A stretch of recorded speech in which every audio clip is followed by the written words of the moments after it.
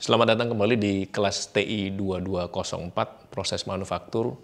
Pada kesempatan kali ini kita akan lanjutkan bahasan kita terkait proses pengecoran. Jika yang lalu sudah kita simak mengenai dasar-dasar pengecoran, kali ini kita akan coba mengelaborasi proses pengecoran yang paling tidak terbagi dua atas jenis cetakannya.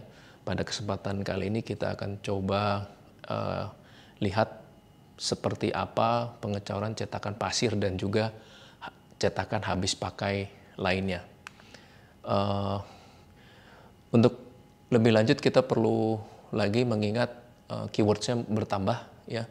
Untuk pengecoran pasir paling tidak kita harus ingat sand casting, ini adalah maksudnya pengecoran dengan menggunakan cetakan pasir, pola itu patterns, ya, inti itu cores. Untuk pengecoran pasir adalah seperti yang sudah kita sempat bahas di video yang sebelumnya, itu adalah merupakan proses yang paling banyak digunakan karena kita ketahui lebih murah gitu ya, dan memang cocok sekali untuk digunakan dalam memproduksi dalam jumlah yang banyak. Selain itu dengan mudah karena pasir punya permeabilitas yang bagus, pori-pori yang baik, sehingga kita dapat gunakan untuk pengecoran logam yang memiliki temperatur lebur yang cukup tinggi. Selain itu juga dari sisi ukuran produknya, rentangnya sangat lebar dari yang kecil sekali hingga yang besar. Sebagai contoh di sini adalah contoh produk dari cor yang menggunakan pasir yang beratnya kira-kira kurang lebih 650 kg. Ini adalah merupakan contoh dari satu air compressor frame-nya saja ya. Selanjutnya untuk kita review kembali adalah ini contoh tahapan dengan menggunakan pengecoran pasir. Jadi kita perlu mempertimbangkan paling tidak pertama itu adalah kita coba membuat satu pola gitu ya, dan juga kita memilih beberagam pasir. Sebetulnya nanti kita akan coba lihat ada 3 macam pasir yang dapat kita gunakan untuk membuat moldnya. Nah dari situ pada saat membuat mold juga kita juga bisa menambahkan core-nya.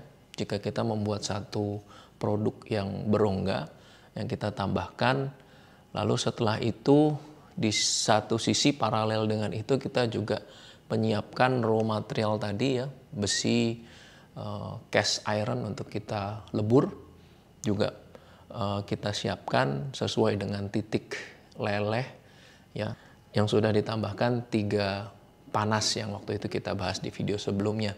Setelah itu dapat kita tuangkan ke dalam moldnya, lalu kita coba biarkan dia mengeras ya dan mendingin. Tentunya kita setelah kita pahami adanya aturan Korinov yang lalu, kita sudah bisa memprediksi kira-kira TS total solidification time-nya berapa.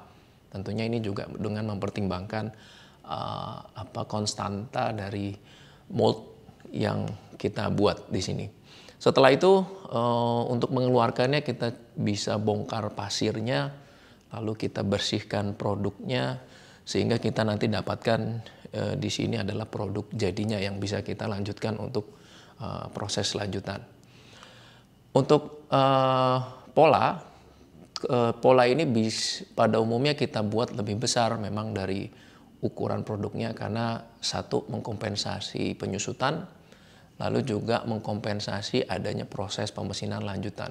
Karena kita ketahui produk permukaan luar dari produk yang dibuat dengan cor pasir permukaannya kasar, sehingga barangkali jika memerlukan proses finishing maka harus biasanya kita lebihkan sekitar 0,1 mili dan sebagainya. Pola ini kita bisa pilih dari 3 macam material. Yang pertama pola kayu, paling tidak yang banyak digunakan ya. Kelebihannya karena mudah ya dalam membentuk kayu, kita bisa potong, pahat, kurangi dengan lebih mudah. Kekurangannya adalah karena kita pertimbangkan pola ini akan dipakai berkali-kali, maka karakteristik kayu adalah dia cenderung melengkung dan bisa terkena abrasi pasir atau cepat aus jika sering digunakan. Lalu untuk pola logam ini lebih tahan lama tetapi juga ongkos untuk membuatnya lebih mahal. Pola plastik kira-kira pertengahan antara kelebihan dan kekurangan dari kayu dan metal. Ini adalah contoh 4 jenis pola yang bisa kita pertimbangkan dalam merancangnya.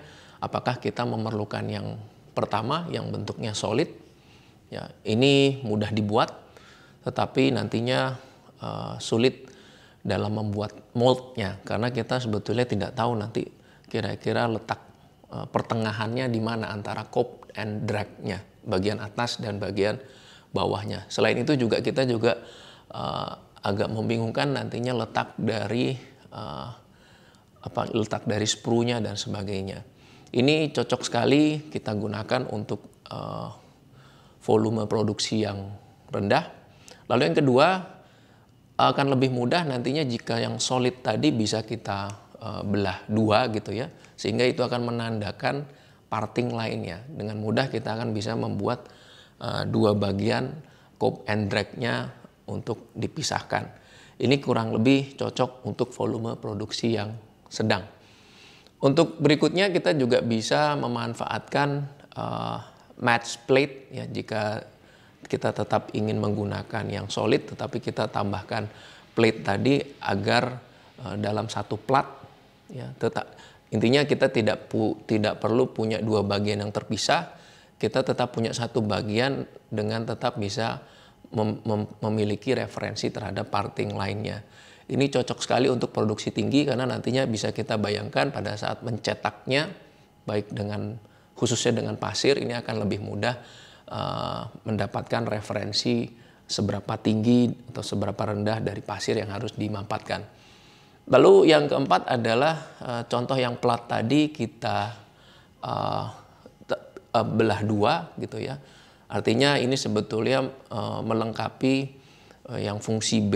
Jika fungsi B ini kita lihat ketika dia dimampatkan tidak ada bagian lebih di bagian permukaannya sehingga akan sulit nantinya untuk memposisikan apakah pasirnya sudah sampai batas yang diinginkan dalam membuat moldnya. Ini yang D ini cocok sekali untuk digunakan dalam volume produksi massal. Dan di sini juga kita lihat dari pola ini sudah juga dilengkapi oleh riser ya dalam polanya. Untuk pengecoran dengan rongga internal kita bisa buat seperti ini. Jadi konfigurasinya kita punya cope and drag-nya, tetapi di tengah-tengah sini kita lihat ada core-nya. Bagaimana cara menahan agar core itu tetap pada posisinya ketika logam cair yang kita masukkan itu tidak mendorong ke atas atau ke bawah. Kita bisa manfaatkan caplet di sini namanya, tapi tentunya caplet ini juga perlu kita pilih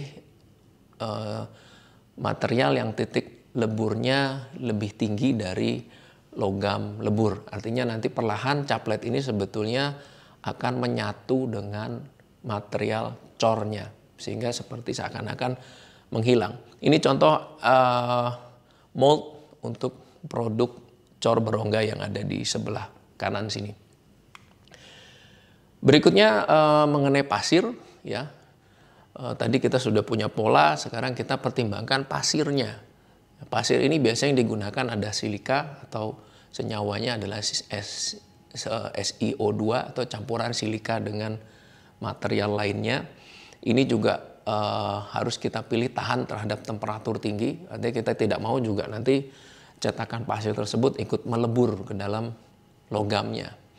Nah, yang bisa dipertimbangkan adalah dari sisi granularnya.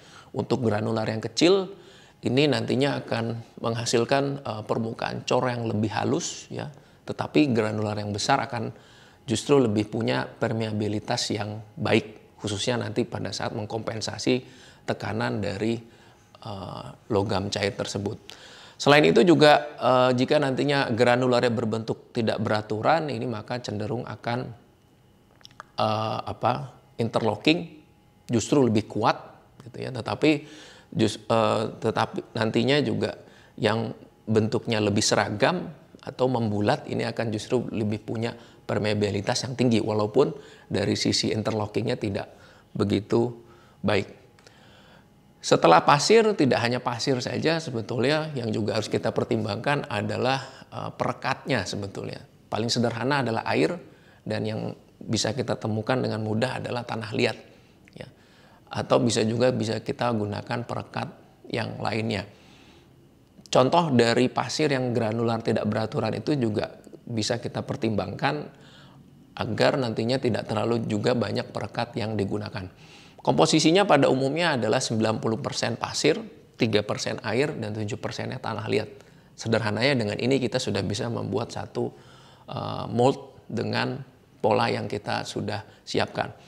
Perekat lainnya kita bisa mempertimbangkan adanya resin yang organik atau juga yang non-organik. Lagi-lagi nantinya ini tergantung dari masalah harga. Ya.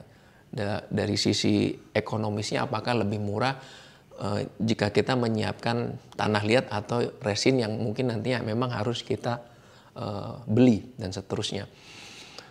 Dari situ kita baru bisa membuat cetakan pasirnya. Ya. Setelah kita campurkan perekat pasir, ya kita pastikan merata paling tidak, lalu kita coba masukkan polanya dan kita mampatkan pasir cetakannya di dalam flask, entah itu coupe atau drag ya. Metode pemampatannya kita punya dua paling tidak. Sederhananya kalau dengan tangan manual ya biasanya ya kita tumbuk saja, bisa kita ratakan dengan permukaan tangan dan seterusnya, kita tepuk-tepuk ya. Atau dengan mesin ada kurang lebih 3 cara. Satu, memanfaatkan tekanan pneumatik yang lebih konstan, atau dua lainnya itu ya yang kita sebut dengan jolting action. Jadi pasir itu sudah berada di dalam flasknya, seakan-akan flask itu kita banting saja ke lantai, yang perlahan nanti pasirnya akan ikut bergerak mengisi ruang yang kosong.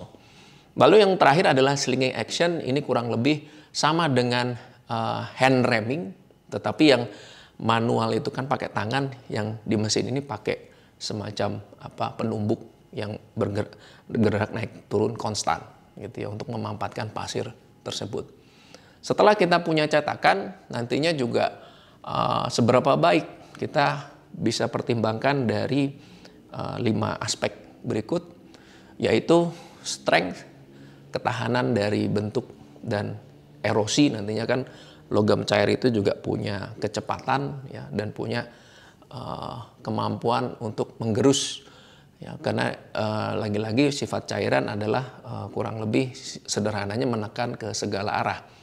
Lalu yang berikutnya masalah permeability. Ini harus dijamin khususnya untuk menjaga agar udara panas dan gas tidak berkumpul di dalam rongga, karena nantinya kita ketahui akan mengakibatkan turbulensi. Lalu yang ketiga, thermal stability. Ini juga ketahanan permukaan rongga cetakan akan retak dan melengkung. Ya. Jadi bukan erosi, tetapi karena panas justru dia mengalah sehingga bentuknya menjadi fleksibel seakan-akan. Tetapi sebetulnya itu menjadi satu bentuk kecacatan. Lalu yang keempat, collapsibility.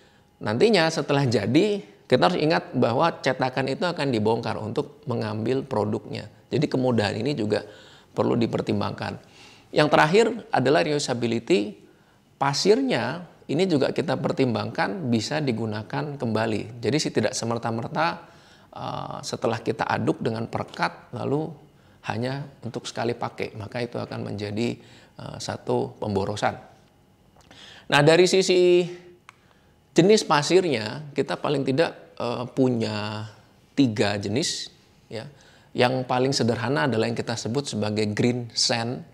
Ini sebetulnya adalah campuran yang tadi pasir, tanah liat, dan air. Green ini maksudnya adalah ketika dituangkan cetakan tersebut masih dalam keadaan basah atau ada moisture-nya gitu ya. Dari sisi strength, collapsibility, permeability dan reusability-nya baik sekali ya. Karena memang campurannya tidak aneh-aneh ya, hanya pasir dan tanah liatnya yang kadarnya sekitar 7%. Lalu keadaan basah, tetapi keadaan basah ini juga kadangkala bisa mengakibatkan cacat untuk logam dan bentuk tertentu. Selain itu kita juga bisa memanfaatkan adanya dry sand gitu ya.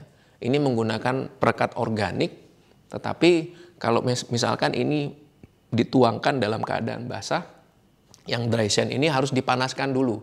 Jadi setelah dibuat moldnya dimasukkan ke dalam oven yang kira-kira dipanaskan kurang lebih 200 sampai 300 derajat Celcius ya. Dari dimensi memang lebih baik karena tadinya yang keadaan basah tadi mungkin bisa melengkung dan sebagainya, ini lebih baik menahan strukturnya, tetapi lagi-lagi masalah ongkos akan lebih mahal dan waktu produksinya lama karena sebetulnya waktu mengeringkan pasirnya itu juga harus kita pertimbangkan.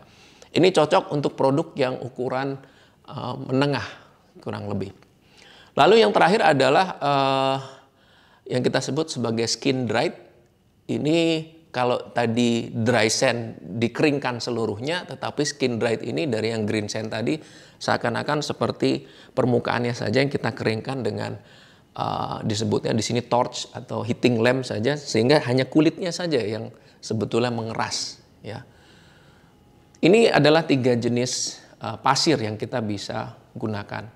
Nah, selain dari proses sederhana dalam membuat mold dengan flask tadi yang kita mampatkan seluruhnya, kita juga punya beragam cara membuat mold atau molding. Yang pertama kita sebut sebagai cell molding, artinya di sini sebetulnya hanya membuat cangkangnya saja. Jadi prosesnya sederhana dari proses yang pertama adalah ada sebagian pasir yang sudah kita campur dengan perekat, lalu di sana ada pola yang sudah kita coba hangatkan ya, sehingga ketika kita balikkan maka campuran pasir dan perekat itu persis akan berada di permukaan dari polanya.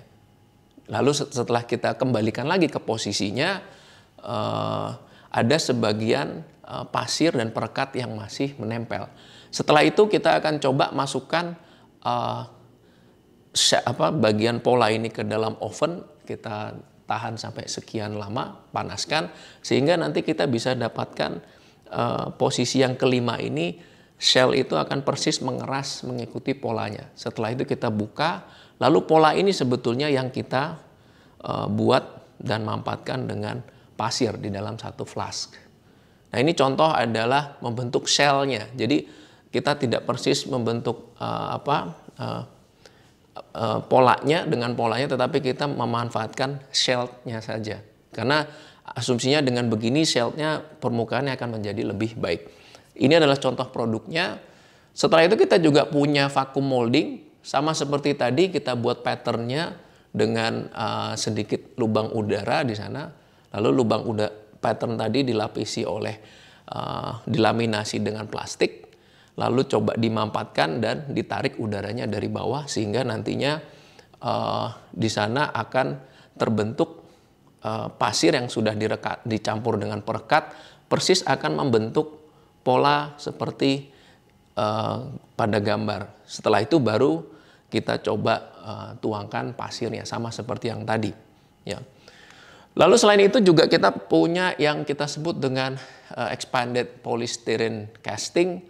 Kita coba bikin satu foam ini sebetulnya kita kasih semacam coating ya. Setelah itu foam ini yang kita jadikan pola.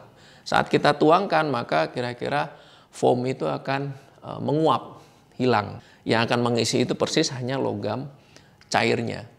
Atau yang kita bisa lakukan lagi adalah dalam bentuk investment casting sebetulnya bilangnya. Kenapa? Karena di sini kita coba manfaatkan pola dari wax gitu ya. Wax ini kita buat polanya dan kita rekatkan apabila mau ingin membentuk banyak dalam sekaligus.